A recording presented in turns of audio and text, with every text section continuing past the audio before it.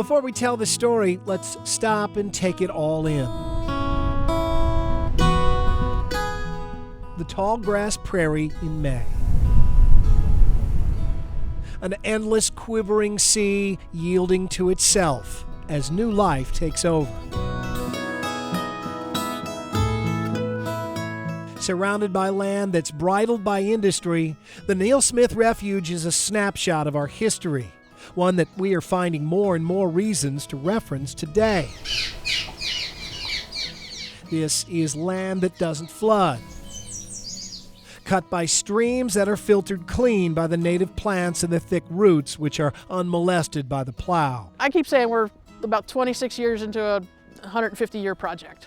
Deputy Wildlife Manager Cheryl Groom is the latest to be saddled with the ongoing task of returning these 8,600 acres to their roots. Most of the seed was brought in from other remnants, little pockets of prairie at cemeteries or along railroads. The prairie flora was soon followed by native fauna, from the smallest to the largest, all following natural cycles again. We've had 8 calves already, and usually we'll have an average around 15 calves in the year.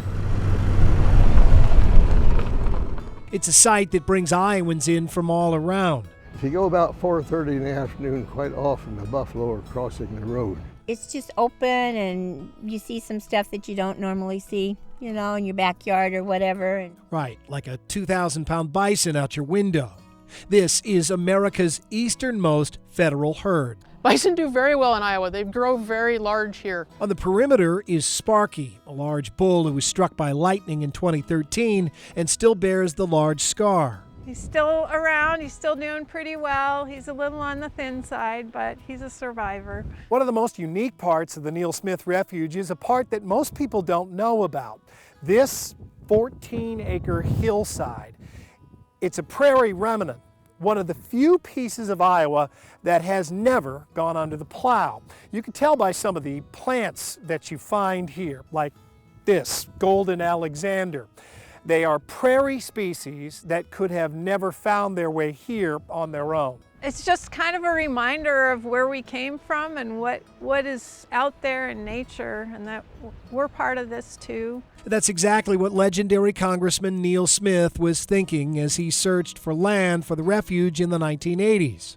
He got a call from Iowa Power and Light about a large plot originally reserved for a nuclear plant. And he called me and said they just had a board meeting and decided to sell that land because they're not going to use it. Smith quickly found the funds. A World War II hero, a 36-year member of Congress, an accomplished attorney. He calls this one of his crowning achievements. I wanted a place that was like native Iowa for school children, a place for them to go and to see nature. At 96, Smith still visits the refuge weekly and delights in the sight of children connecting with it. They need to know that there's a balance of nature, and that nature is more powerful than anything else. Each new season here is a reminder. Nature doesn't need faith or luck. It only needs a chance and a little space and some Iowans, young and old, to believe it deserves both. In Prairie City, Andy Fales, Channel 13 News.